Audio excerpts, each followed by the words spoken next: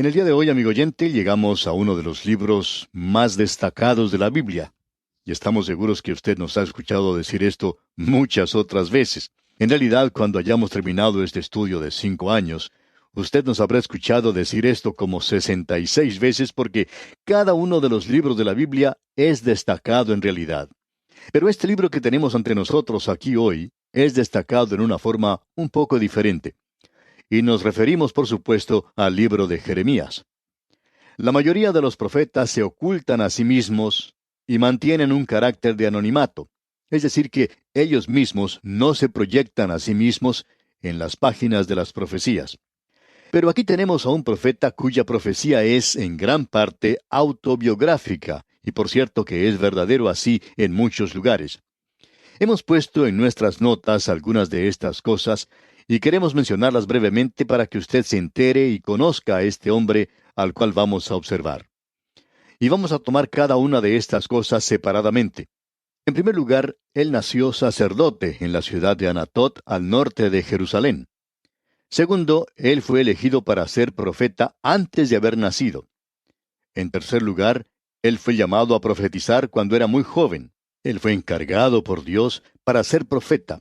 Él comenzó su ministerio durante el reinado del rey Josías y fue uno de los dolientes en el funeral de ese rey.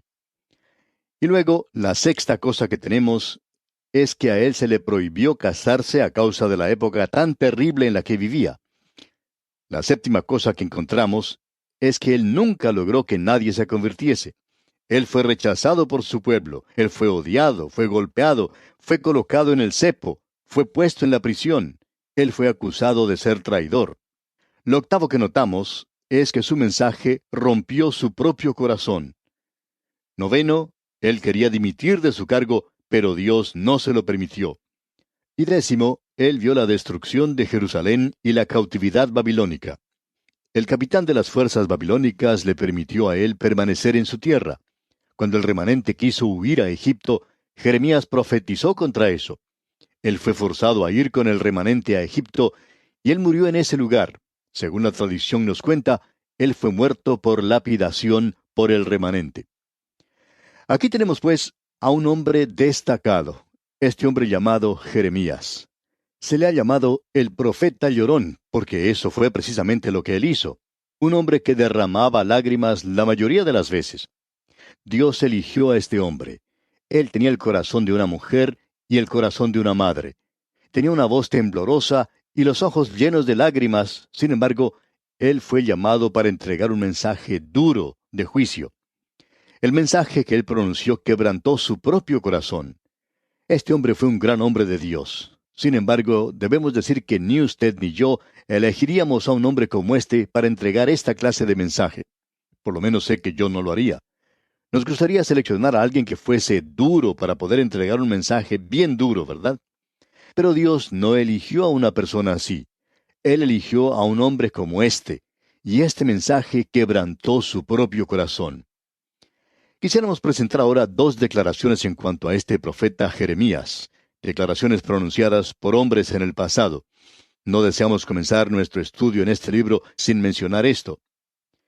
Lord Macaulay dijo en cuanto a este hombre: es difícil concebir una situación más dolorosa que la de un gran hombre condenado a observar la lenta agonía de un país agotado para cuidarlo durante los ataques alternados de aturdimiento y de delirio que tienen las personas desilusionadas. El observar que los síntomas vitales desaparecen, todos ellos uno a uno hasta que no queda sino frialdad, tinieblas y corrupción. Esa era la posición y el llamado de Jeremías. Él estuvo allí y pudo ver a su pueblo y la cautividad. Esta fue la declaración de Lord Macaulay. La otra declaración que quisiéramos leer en cuanto a Jeremías fue pronunciada por el doctor Moorhead, que nos presenta un cuadro muy gráfico de él, y esperamos que usted, amigo oyente, preste atención ya que es algo realmente tremendo. Dice el doctor Moorhead: le tocó a Jeremías la suerte de profetizar en una época cuando todas las cosas en Judea se estaban dirigiendo rápidamente hacia una catástrofe funesta y final, cuando la conmoción política se encontraba en su punto culminante, cuando las peores pasiones se estremecían a las diferentes partes, y los consejos fatales eran los que prevalecían.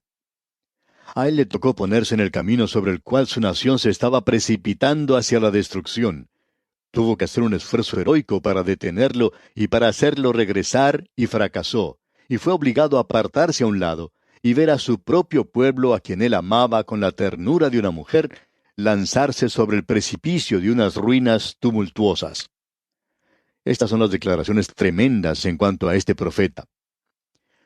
Usted y yo, amigo oyente, estamos quizá viviendo en una época como esta. Vemos a grandes naciones que han logrado muchas cosas. El hombre ha llegado a la luna, ha podido crear la bomba atómica. La tecnología ha sobrepasado las barreras de la imaginación. Sin embargo, detrás de estas naciones aparentemente fuertes, existe la misma corrupción que las está carcomiendo y que en realidad las llevará a la destrucción, a la ruina y al desastre. Y eso se acerca, amigo oyente. Las revoluciones puede que estén muy cerca. Ahora sabemos que lo que estamos diciendo no es muy popular hoy. Uno no dice estas cosas. Uno tiene grupos buenos donde se discute cómo se va a mejorar la sociedad y cómo uno va a resolver los problemas, y hoy a Dios se le deja completamente a un lado. No se cuenta con Él para nada.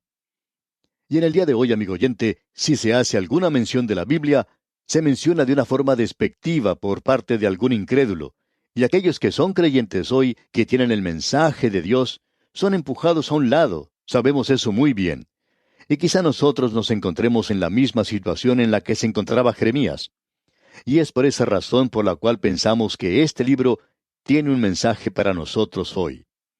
Dios le muestra a este hombre que tiene un corazón de madre, una voz temblorosa y ojos llenos de lágrimas, que tiene que entregar un mensaje duro de juicio, y es el mensaje mismo el que quebranta su propio corazón. Un autor dijo esto de la siguiente manera: Él no fue un hombre poderoso como Elías, elocuente como Isaías, seráfico como Ezequiel, sino un hombre que era tímido y consciente de su propia debilidad e impotencia, deseando obtener simpatía y amor que él nunca llegó a conocer. Tal fue el órgano elegido a través del cual la palabra del Señor llegó a aquella edad corrupta y degenerada. Cuando el Señor Jesucristo estuvo en esta tierra, Él hizo una pregunta en cuanto a sí mismo. Él dijo: ¿Quién dicen los hombres que es el Hijo del Hombre? Hubo varias respuestas a esa pregunta, ya que ninguno de ellos sabía en realidad quién era.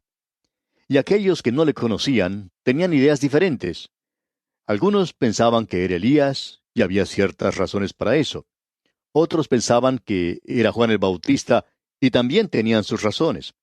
Y aún otros pensaban que era Jeremías. Y amigo oyente, aquellos que pensaban eso tenían razones muy buenas para creer así, que Jeremías fue un varón experimentado en quebrantos. Y la diferencia entre él y el Señor Jesucristo es que el Señor Jesucristo estaba llevando en sí nuestros dolores y nuestros quebrantos, mientras que Jeremías estaba llevando su propia carga, y eso llenó de congoja su corazón. En cierta ocasión, él fue al Señor mismo y le dijo: Yo no puedo continuar, esto me está destrozando, yo voy a sufrir un colapso nervioso, es mejor que encuentres a alguna otra persona. Pero el Señor le contesta: Está bien, pero voy a dejar tu dimisión aquí sobre mi escritorio porque creo que regresarás. Y él regresó y dijo: La palabra de Dios es como un fuego en mis huesos, y tengo que entregar ese mensaje, aun cuando eso destrozaba su propio corazón, y Dios quería esa clase de hombre. ¿Y sabe por qué, amigo oyente? Porque esa es la única clase de persona que puede entregar un mensaje áspero como ese. Nosotros buscaríamos a una persona más severa. Pensamos que es necesario que alguien le hable duramente a estos dictadores mundiales hoy. Pero, amigo oyente, no creemos que Dios eligiera esa clase de persona, esa clase de hombre. Él envía a alguien con un corazón tierno. ¿Y sabe por qué lo hizo? Dios quería que los hijos de Israel supieran que Él los estaba enviando a ellos a la cautividad porque Él los estaba juzgando.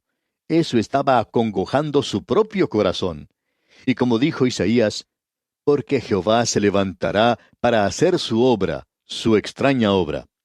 Y ese es el hombre que nosotros vamos a observar, a Jeremías el profeta. Aquí él es identificado para nosotros y creemos que deberíamos mencionar lo siguiente. Él comenzó su ministerio casi un siglo después de Isaías, 100 años después de Isaías. Él llegó en la época de la cautividad babilónica y comenzó su obra durante la época de Josías, y continuó a través de la cautividad babilónica. Él fue el que predijo los 70 años de cautividad en Babilonia, y él miró más allá de todas esas tinieblas a la luz. Y ningún profeta habló tan resplandecientemente del futuro como lo hizo él, y tendremos ocasión de ver eso. El mensaje de Jeremías no solo no fue recibido, sino que fue en realidad rechazado. Creemos que una de las cosas que caracteriza el mensaje de este hombre es que está dirigido a un pueblo reincidente. Eso ocurre unas 13 veces. Se usa solamente unas 4 veces en el Antiguo Testamento. En el libro de Proverbios se menciona una vez y 3 veces en el libro de Oseas, y el mensaje de Oseas es a una nación reincidente. Otra palabra que se menciona muchas veces es Babilonia. Se menciona 164 veces. Eso es mucho más que en todo el resto de las Escrituras juntas. Babilonia llegó a ser el enemigo. Y permítanos ahora leer el primer versículo de este capítulo 1 de Jeremías. Las palabras de Jeremías, hijo de Hilcías, de los sacerdotes que estuvieron en Anatot, en tierra de Benjamín. No vamos a entrar en esto, aun cuando esto nos revela algo que ya hemos dicho cuando nos encontrábamos estudiando los libros históricos. Dijimos cuando comenzamos a estudiar el primer libro de Samuel y hasta el segundo libro de Crónicas, que con estos 3 libros dobles debían haber sido entretejidos los libros de los profetas, porque ese es el período en el cual los profetas hablaron, con la excepción de los profetas Ageo, Zacarías y Malaquías, los 3 últimos del Antiguo Testamento, quienes hablaron después de la cautividad. Ahora, en el primer versículo se menciona a Hilcías, el padre de Jeremías. Hilcías fue el sumo sacerdote que encontró el libro de la ley del Señor que había sido dado por Moisés durante la época de Josías. Y eso es lo que provocó el avivamiento durante el reinado de Josías. Usted puede encontrar eso mencionado allá en el segundo libro de Reyes, capítulo 22, y también en el segundo libro de Crónicas, capítulo 34. Y por falta de tiempo no vamos a leer ahora esos pasajes. Él se encontraba, pues, en Anatot. Esa era su ciudad natal. Estaba a unos pocos kilómetros al norte de Jerusalén. Y notemos lo que dice ahora el versículo 2. Palabra de Jehová que le vino en los días de Josías, hijo de Amón, rey de Judá, en el año 13º de su reinado. Josías tenía 8 años cuando llegó al trono. Él reinó por 31 años. Jeremías comenzó su ministerio cuando Josías tenía 22 años y profetizó durante 18 años del reinado de Josías. Jeremías fue uno de los dolientes en el funeral de ese rey. Eso lo podemos ver en el segundo libro de Crónicas, capítulo 35, versículo 25, en cuanto a Josías, digamos de paso. Josías hizo algo muy insensato, y hay veces en que los hombres de Dios actúan de esa manera. Él fue a luchar contra el faraón de Egipto, en Carquemis. Y ese rey de Egipto no había ido allí a luchar contra Judá, pero por alguna razón extraña, Josías salió a luchar contra él. Y allí en el valle de Esdraelón, o Armagedón si se me permite, Megido, allí Josías resultó muerto, y Jeremías lamentó su muerte porque el suyo había sido un reino muy bueno. Y fue entonces cuando tuvo lugar el último avivamiento de esta gente, y fue un gran avivamiento. Y Jeremías se lamentó porque él vio que la nación iba a caer ahora en una noche de la cual no iba a salir hasta después de la cautividad de Babilonia.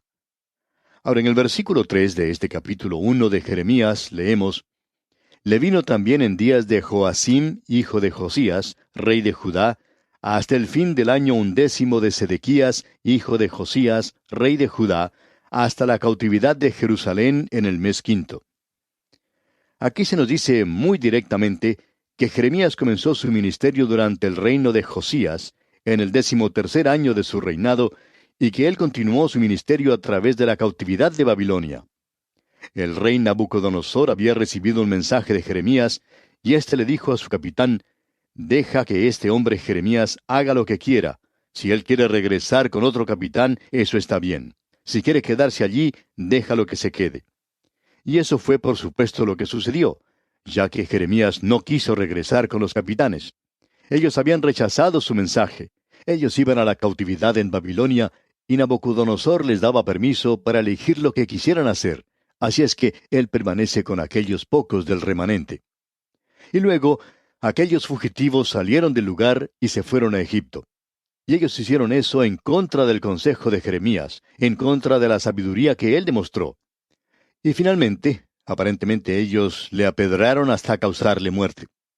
Esa es la historia de este hombre. Usted puede darse cuenta que conocemos mucho en cuanto a Jeremías. No sabemos tanto en cuanto al profeta Isaías o a Ezequiel. Probablemente sabemos muchas cosas en cuanto a Daniel, ya que la primera parte de su profecía es algo personal también. Pero si tomamos, por ejemplo, algunos de los profetas menores, de algunos de ellos no sabemos nada. Por ejemplo, tenemos al profeta Abdías. No sabemos nada en cuanto a él. Y hay otros como él. Ahora, en el versículo 3 encontramos que Joacim, el hijo de Josías, quien no es mencionado aquí, es quien reinó solo 3 meses. Él ni siquiera se acostumbró a usar ese trono cuando fue eliminado. Y luego el rey de Egipto colocó a su hermano, Eliakim Joaquim, en el trono.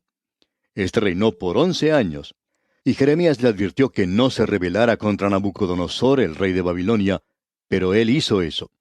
Y el rey lo llevó en cautividad a Babilonia y colocó en el trono en Jerusalén a Joacim, quien reinó 3 meses y 10 días.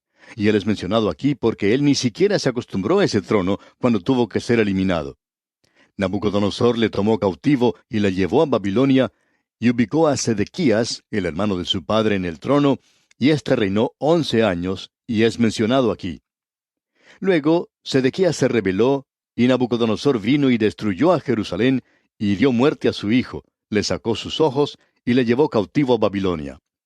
Usted dirá que eso es algo demasiado brutal, y nosotros estamos de acuerdo con usted. Pero usted debe recordar, amigo oyente, que Nabucodonosor había tenido mucha paciencia con la ciudad, y esa ciudad y esa gente se negó a escuchar a Jeremías. Y vamos a poder apreciar eso cuando estudiemos más profundamente esta profecía. Y aquí vamos a detenernos por hoy, amigo oyente. Proseguiremos, Dios mediante, este estudio en nuestro próximo programa, y para que usted esté mejor preparado con el estudio de este libro de Jeremías, le sugerimos leer los versículos restantes de este capítulo 1. Es nuestra oración que el Señor derrame sobre usted sus incontables bendiciones.